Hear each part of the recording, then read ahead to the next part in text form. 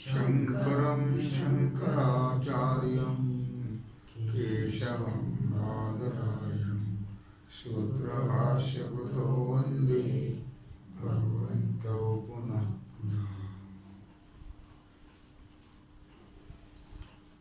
विचारसागर रहस्य तरंग 7वा, 7व्या तरंगाचे रहस्य, पाठ क्रमांक 107। एकंदर श्रुती स्मृती भाष्यादिक इतर ग्रंथाचा आणि विशेषतः स्वानुभवाचा विचार केला तर ज्ञानलेश स्वीकारून जीवनमुक्ती मानणं योग्य। अज्ञानलेश स्वीकारून जीवनमुक्ती मानणं योग्य आहे। अज्ञानलेश स्वीकारून, याला व्यवहारातील दृष्टांत असा की एखादा मनुष्य सरकारची 30 वर्ष नोकरी करून पेन्शन घेतल्यानंतर त्याला काहीच कर्तव्य राहत, तथापि यावत आयुष्य महिन्यातून 1 दिवस तरी त्याला पेन्शन आणण्याकरता जावं, तो लेशच आहे सर्व्हिस। तो जो पेन्शन आणण्याकरता हेल्पाटा तोच आहे चाकरीचा म्हणजे नोकरीचा लेश, अंश येतो नोकरीचा। त्याचप्रमाणे ब्रह्मज्ञानाने अज्ञानाचा नाश झाला तरी यावत आयुष्य प्रारब्ध कर्मानुसार व्यवहार करावा लागतो, हाच अज्ञानाचा लेश। दुसरे असे की ऋग्वेदामध्ये वामदेवाला गर्भात दृढ अपरोक्ष ज्ञान झाल्याचे कथन आहे।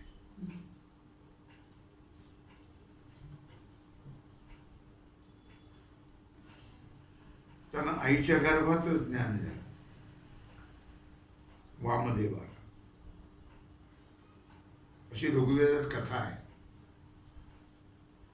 पण दृढ अपरोक्ष ज्ञानाच्या उत्तर क्षणी वामदेवाचा देहपात झाल्याचं कथन नाही। ज्ञान झालं की देह पडला असं नाहीये, प्रारब्ध आहे तोपर्यंत देह राहतो, ज्ञान झालं की देह पडत नाही। जड भरताला 3ऱ्या जन्मी दृढ अपरोक्ष ज्ञान झाल्यानंतर काही काळपर्यंत त्यांच्या शरीराची स्थिती होती, ज्ञान झालं की ते होते बरेच दिवस, असं पुराणामध्ये वर्णन आहे, भागवतामध्ये। शिवाय समित्पाणिं श्रोत्रियं ब्रह्मनिष्ठं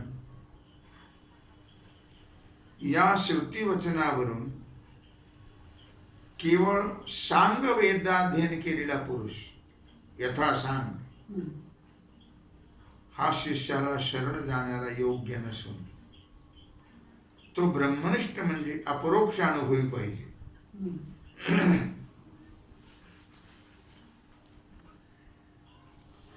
त्याचप्रमाणे उपदेक्षन्ति ते ज्ञानं ज्ञानिनस्तत्त्वदर्शिनः या गीता वाक्यातील ज्ञानिनः म्हणजे शास्त्रज्ञानी आणि तत्वदर्शिनः म्हणजे दृढ अपरोक्ष अनुभवी जीवनमुक्त, असाच या 2 पदाचा अर्थ घेतला पाहिजे। नाहीतर तत्वदर्शिनः या पदाला पुनरुक्तीचा दोष येऊन व्यर्थत्व येईल। यावरूनही जीवनमुक्ती आहे असं सिद्ध होते। परोक्ष ज्ञानी उपदेश करण्याला योग्य आहे असं मानलं तर अनवस्था दोषी, तर कारण अमुक एका विशिष्ट प्रकारचे परोक्ष ज्ञान उपदेश देण्याला योग्य आहे अशा विषयी श्रुती स्मृतीमध्ये मोठे नियम नाहीत. असे कुठे नियम नाही काय अमुक एका विशिष्ट प्रकारचं परोक्ष ज्ञान उपदेश करणारा योग्य आहे याबद्दल श्रुती स्मृतीत कुठे नियम नाही. काही ग्रंथकारांनी जीवनमुक्ती प्रतिपादक वाक्ये श्रवणविधीच्या अर्थवादात्मक आहेत असं म्हटलंय. परंतु अशा म्हणण्यामध्ये बहुत पुरुषात दृढ अपरोक्ष ज्ञान झाल्याचा भ्रम होऊन निधिध्यासनामध्ये उदासीनता होते. भ्रम आहे तो. यथार्थ असेल तर उदासीनता कशी येईल? यामुळे विधेय मुक्तीस अंतराय होतो. तो येऊ नये म्हणून असुप्तेरामृते कालम नये वेदांत चिंतया या श्रुतीनुसार निरंतर जिज्ञासूने निरंतर लक्षात घेऊ शब्द तत्वानुसंधानामध्ये कालक्षेप करावा. तो मीच आहे यामध्ये आपला कालक्षेप करा. पाठापुरतं नाही, नित्य त्याचं स्मरणच आपल्या अंतःकरणात पाहिजे असा त्याचा अभिप्राय आहे. त्याचप्रमाणे अद्वैत सिद्धी एक वेदांताचा उत्कृष्ट ग्रंथ आहे. चित सुखी हा एक ग्रंथ आहे सुंदर. पंचपादिका, भामती, वेदांत कल्पतरू, वेदांत परिभाषा, संक्षेप शारीरिककार, भाष्यकार, सूत्रकार इत्यादी ग्रंथकार आणि साक्षात श्रुती ही जीवनमुक्तीचं प्रतिपादन करते आणि ते स्वतःच्या अनुभवासही पटते. काय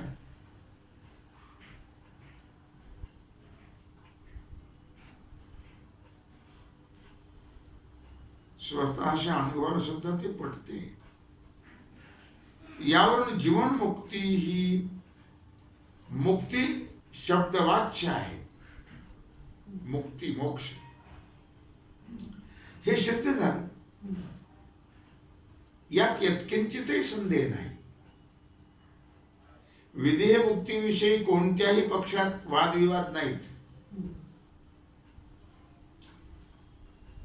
पुराण वाक्य व शास्त्र वाक्य यांच्यातील विरोधी वाक्याचा परिहार करतायत या दोन आकड्यातून.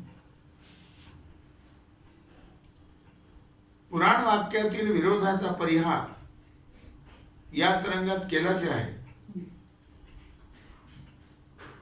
प्रस्तुत व्यवहारामध्ये भस्म लावणाऱ्या शिव उपासकास किंवा स्मारतास पाहिल्याबरोबर वैष्णव संप्रदायी लोकांच्या कपाळात तिळीक उठते. यांना ते पाहिलं त्यांना हे पाहिलं. कच्चे ज्यांना यथार्थ ज्ञान झाले त्यांना नाही.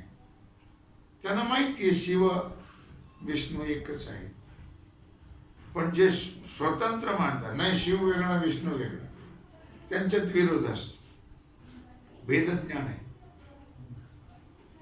आणि याचप्रमाणे अनेक संप्रदायातील लोकांना स्वभिन्न संप्रदायातील लोक पाहून वेगळ्या संप्रदायाचे लोक पाहिल्यानंतर त्यांचे विषयी परस्परात तिरस्कार उत्पन्न होतो. याचा अनुभव सर्वांना आहे. सर्व संप्रदायी लोक आपापल्या उपास्य देवतेचं महत्व प्रतिपादन केलेल्या पुराणांचा आश्रय करून आपापली उपास्य देवता श्रेष्ठ समजतात. त्या पुराणाचा आश्रय घेऊन, व बाकीच्या देवतांना तुच्छ समजतात. सर्व उपास्य देवतांचं प्रतिपादन व्यासकृतच आहे.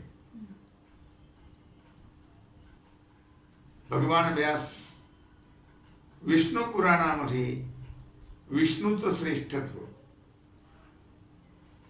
केली पुराण सगळी व्यासांनीच, शिवपुराणात शिवाचं महत्व, श्रेष्ठत्व,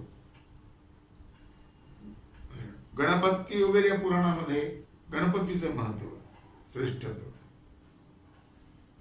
काय, आणि विष्णू पुराणामध्ये विष्णूचं श्रेष्ठत्व, शिवाधिक गणपत्य देवांचं निकृष्टत्व प्रतिपादन केलेलं आहे. तेच व्यास स्कंद पुराणाधिक पुराणामध्ये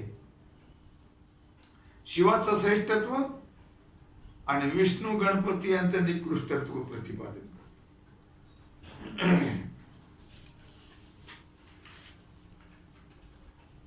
पुन्हा तेच व्यास गणेश पुराणामध्ये गणपतीचं श्रेष्ठत्व आणि शिवाधिकांचं निकृष्टत्व प्रतिपादन करतात. तेच काही पुराणामध्ये सूर्याचं, काही पुराणात देवीचं श्रेष्ठत्व प्रतिपादन करून इतराचं निकृष्टत्व प्रतिपादन करतात. पद्मादिक पुराणाचा आश्रय घेऊन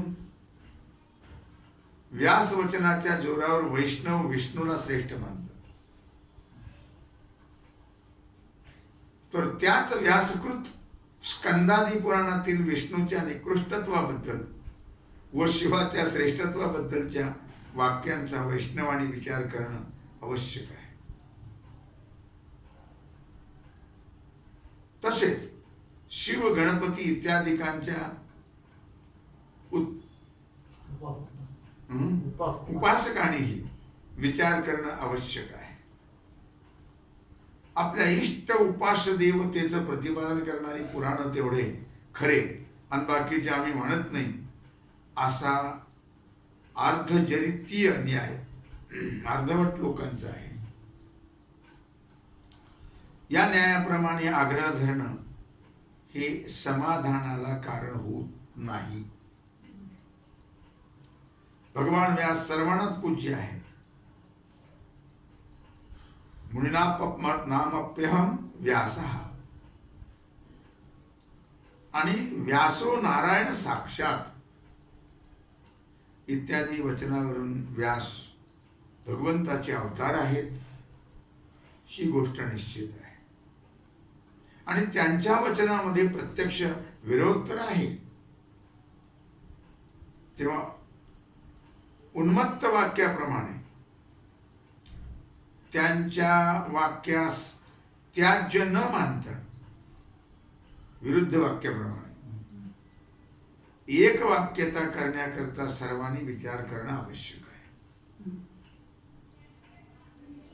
परस्पर विरोधी वाक्यात भगवान व्यासांचा हा अभिप्राय आहे की कारण ब्रह्म उपास्य आहे. कारण ब्रह्म म्हणजे माया विशिष्ट परमात्मा ईश्वर, हा सर्वांचा उपास्य आहे. परंतु बुद्धिमांद्याधिक अधिकार भेदांमुळे त्यांना कारण ब्रह्माची उपासना घडणं शक्य नाही. यांच्याकरिता कार्यब्रह्माची उपासना सांगितलेली आहे. भिन्न भिन्न पुराणामध्ये ज्या भिन्न भिन्न देवता श्रेष्ठ म्हणून सांगितल्या आहेत त्या सर्व देवता कारण ब्रह्माचं उपलक्षण आहेत, म्हणजे ईश्वराचं. ज्या देवतांचे निकृष्टत्व प्रतिपादन केलेलं आहे त्या सर्व देवता कार्यब्रह्म आहेत. व्यवहारामध्ये वस्त्र अलंकारादी कितीही वस्तू चांगल्या वाटत असल्या तरी त्या सर्वांचं कारण द्रव्य आहे.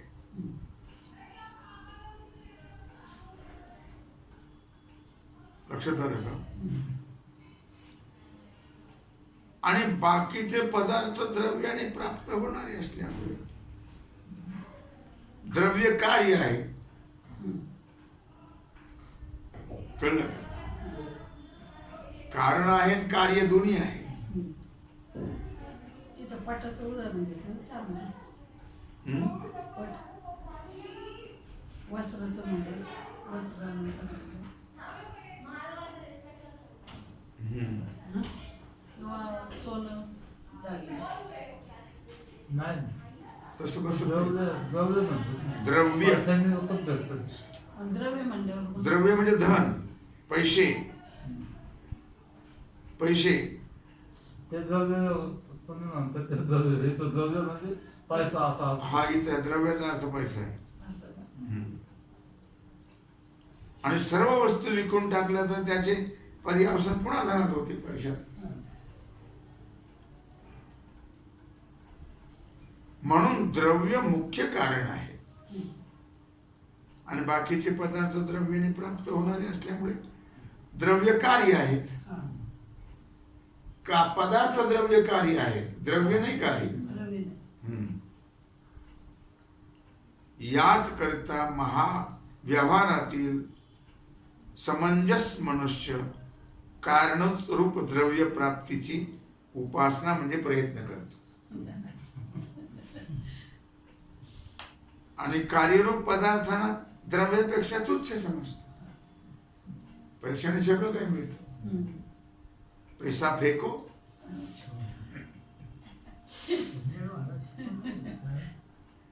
म्हणजे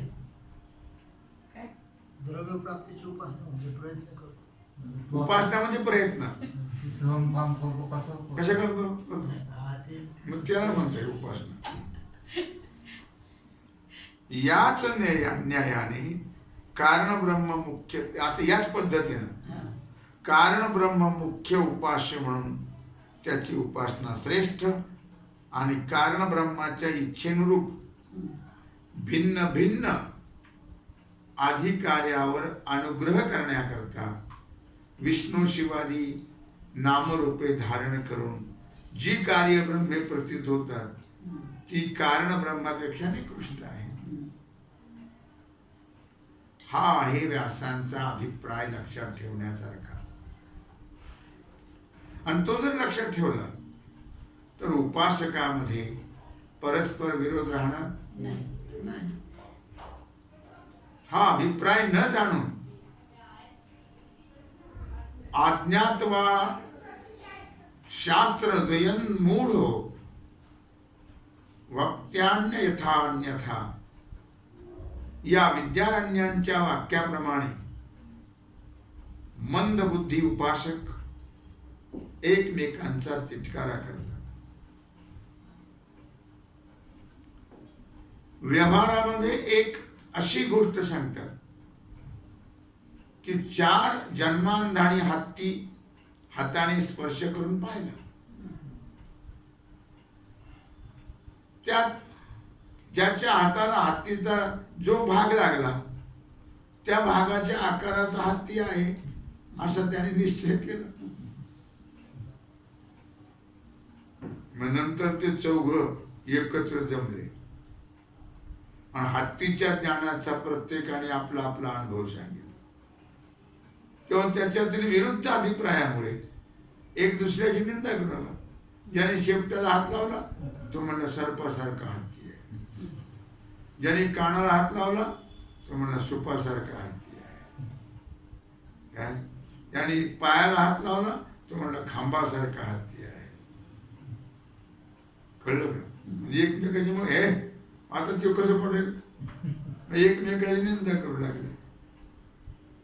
हा जसा त्या आंधळ्यातील गोंधळ तसंच आपला बी गोंधळच आहे.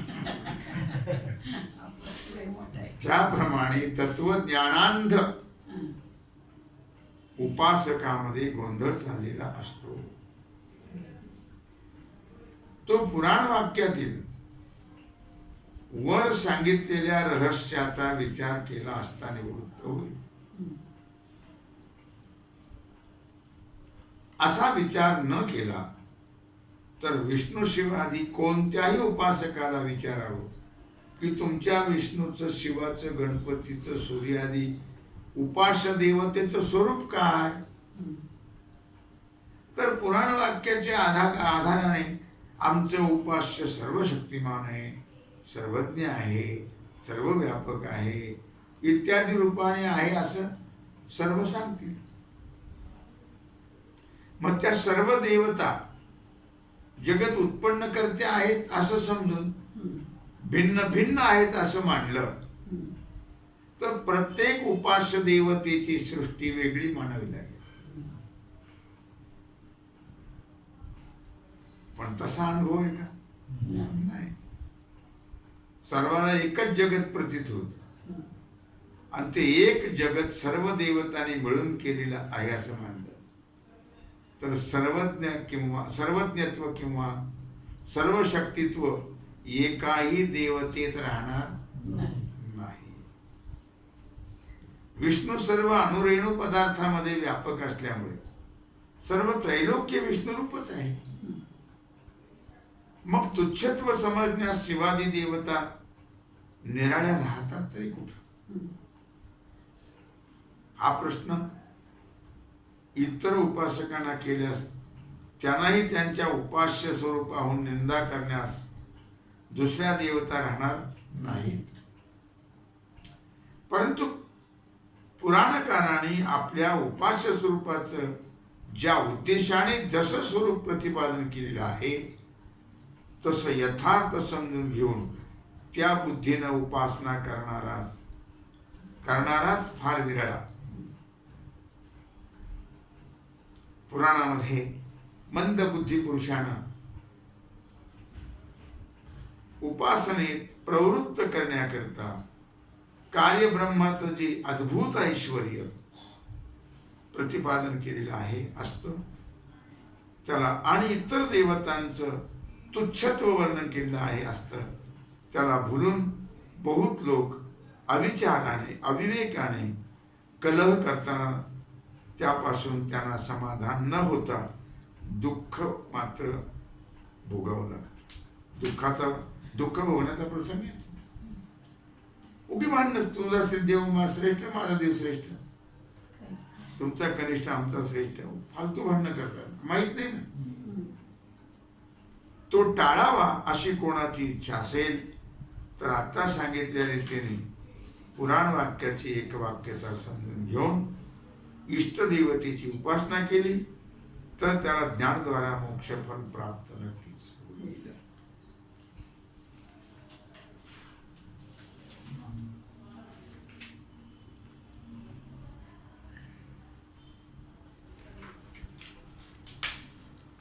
शास्त्राच्या विरोध संबंधाने विचार करू लागलं तर सर्व शास्त्रकर्ते सर्वज्ञ असून कृपाळू आहेत. मग तत्वनिर्णयात परस्परांच्या मतात फरक का पडावा? सर्वज्ञ तत्वज्ञ आहेत, अभ्यासू आहेत, तर फरक का यांच्या मतामध्ये? असा विचार ओघानेच प्राप्त. याचं समाधान ग्रंथकर्त्यांनी असं सांगितलं आहे की सर्व शास्त्रकर्त्यांना अद्वैत आत्मतत्वज्ञान आणि मोक्ष होतो हे मान्य असून त्याच अर्थाची प्रतिपादक त्यांची सूत्रे आहेत. परंतु त्यांच्या सूत्रांचे व्याख्यान करते मात्र भ्रमिष्ठ आहेत. सूत्र बरोबर आहे पण आपल्या बुद्धीप्रमाणे त्याचं व्याख्यान केलं. त्यांनी मूळ सूत्राचे विपरीत अर्थाचं व्याख्यान केलेलं आहे. त्यांना कळलं तेवढ्या अंशामध्ये. मूळ सूत्रकारांच्या मतात मुळीच विरोध नाही. भांडणं देवात कुठे असतात? भक्तातच असतात भांडणं. त्याचा सारखाही दृष्टीने जरी विचार केला तर तेवढाच त्याचा उपयोग करून घेता येईल की अद्वैत ज्ञान तत्वज्ञान अत्यंत सूक्ष्म आहे.